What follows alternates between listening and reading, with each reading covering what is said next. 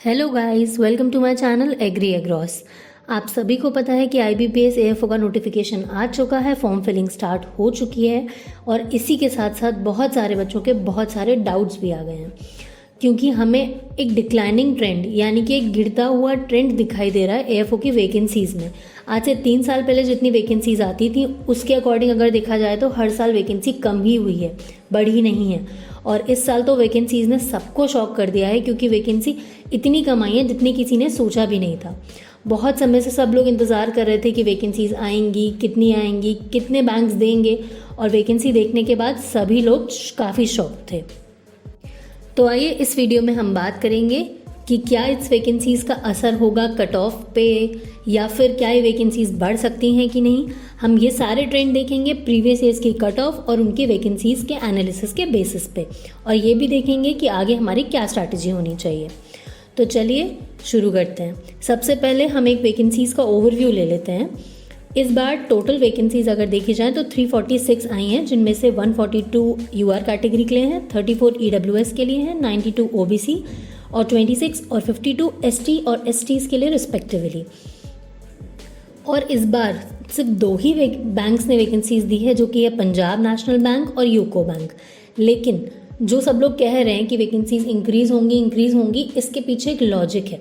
ये लॉजिक है कि इस बार बैंक ऑफ बड़ौदा ने, सेंट्रल बैंक ऑफ इंडिया ने, इंडियन बैंक ने और पंजाब एंड सिंध बैंक ने और यूनियन बैंक ने, जिसने 2 साल से वैकेंसीज अपनी दी ही नहीं है, इन सब ने नॉट रिपोर्टेड दिया है, ज़ीरो नहीं दिया है। अगर यहाँ पे ज़ीरो होता तो बेसिकली सब लोग कह देते कि ये बैंक्स वैकेंसीज नहीं देंगे। लेकिन इस साल काफ़ी उम्मीद है कि यूनियन बैंक ऑफ इंडिया और बैंक ऑफ बड़ौदा, साथ ही साथ सेंट्रल बैंक ऑफ इंडिया भी लास्ट में या फिर प्री के बाद, मेंस के बाद भी वैकेंसीज लेकर आ सकते हैं। बट सवाल ये है कि वैकेंसीज तो 346 हैं, तो कितनी भी वैकेंसीज आएँ, अगर 200 भी वैकेंसीज आती हैं तो भी 500, 550, 600 तक वैकेंसीज जा सकती हैं। तो अप्रॉक्सीमेटली पिछले साल और उससे पिछले साल का ही ट्रेंड फॉलो होगा। अब हम आगे बात करते हैं कि पिछले 3 सालों की cut off, that is 2023, 22 and 21, इनकी प्रीलिम्स और मेंस की कट ऑफ क्या थी और इनकी वैकेंसीज़ कितनी आई थी। इसके बेसिस पे हम एक आइडिया लग जाएगा कि इस साल क्या कट ऑफ जा सकती है। वैसे तो दोस्तों बिना पेपर दिए अभी या फिर बिना पेपर देखे कोई भी कट ऑफ का अंदाज़ा नहीं लगा सकता, क्योंकि कट ऑफ सिर्फ वैकेंसीज़ पर डिपेंड नहीं करता है। कट ऑफ इस बात पे भी डिपेंड करता है कि एग्ज़ाम का लेवल क्या है, कितने बच्चों ने फॉर्म भरा है, कितने बच्चे एग्ज़ाम में अपीयर हो रहे हैं। वैसे तो जितने बच्चे एग्ज़ाम में अपीयर हो रहे हैं वो लगातार हर साल इंक्रीज़ ही हो रहा है, क्योंकि आप देख सकते हैं कि एग्रीकल्चर एक ऐसी ब्रांच है जो अब बहुत सारे प्राइवेट कॉलेजेस भी स्टार्ट कर चुके हैं। पहले सिर्फ गवर्नमेंट कॉलेजेस होते थे और वैकेंसीज आती थी 3000, 2400, ऐसे बहुत सारी वैकेंसीज आती थी। बट अब अगर आप 2021 में देखें तो 800 वैकेंसीज़ थी। अभी इस टाइम अगर ये सोचा जाए तो ये बहुत अच्छी वैकेंसीज़ थी, लेकिन इसके हिसाब से कट ऑफ काफ़ी हाई गया था। आप देख सकते हैं 21.25 गया था सारी कैटेगरीज के लिए प्रीलिम्स का, और मेंस का गया था 27.75 सारी वैकेंसीज़ के लिए। बस ST के लिए 23.75 गया था। 2022 में वैकेंसी फिर डिक्रीज़ होते हुए दिखी हमें, 510 वैकेंसीज आई थी सिर्फ, और उसके हिसाब से प्रीलिम्स की कट ऑफ रिड्यूस हुई थी, क्योंकि प्रीलिम्स का पेपर थोड़ा टफ आया था। कॉन्स और इंग्लिश अच्छे खासे लेवल की आई थी। मेंस का पेपर भी काफ़ी टफ था, इसलिए मेंस की भी हमें जो कट ऑफ थी वो कम दिखाई पड़ी। उसके बाद लास्ट में हम बात करें तो पिछले साल की, जो कि 500 वैकेंसीज आई थी पिछले साल। लेकिन एक चीज़ यहाँ पे गौर करने वाली है कि ये वैकेंसी जो मैं आपको बता रही हूँ ये सिर्फ स्टार्टिंग की वैकेंसीज़ हैं। मेंस तक आते आते, इंटरव्यू तक आते आते वैकेंसीज़ बढ़ गई थी। जैसे लास्ट ईयर 650 पहुँच गई थी, उसके बाद हर साल वैकेंसीज़ बढ़ ही गई थी। तो इसीलिए इस बार भी कहा जा रहा है कि वैकेंसीज बढ़ेंगी, लेकिन डिफरेंस ये आ रहा है कि 350 अभी हैं, तो अगर 200-250 तक भी बढ़ती हैं तो फिर 550-600 तक पहुंचने की संभावना है। तो कट ऑफ आप इसके अराउंड मान सकते हैं, बट स्टिल दिमाग में ये आप बिल्कुल रखिए, ये सोच के तैयारी हमें बिल्कुल नहीं करनी है कि हमारे पास इतनी कम वैकेंसीज़ हैं, इतनी ज़्यादा वैकेंसीज़ हैं। हमें बस अपनी तैयारी स्ट्रांग रखनी है।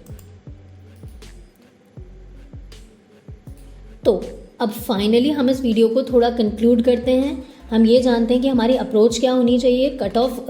वैकेंसीज़ देखने के बाद सबसे पहली चीज़ तो हमें पैनिक बिल्कुल भी नहीं करना है, हमें काम रहना है, फोकस करना है जैसे हम अभी तक कर रहे थे। आई नो कि जब वैकेंसीज़ देखी लोगों ने, बहुत लोग डिमोटिवेट हो गए, बहुत लोगों ने तो ये भी सोचा होगा कि यार अब क्या ही हम एग्ज़ाम देंगे, या फिर क्या ही हमारी तैयारी तो उतनी है ही नहीं और इतनी कम वैकेंसीज़ हैं, जब उतनी ज़्यादा वैकेंसीज़ में हमारा नहीं हुआ तो इस बार क्या ही होगा।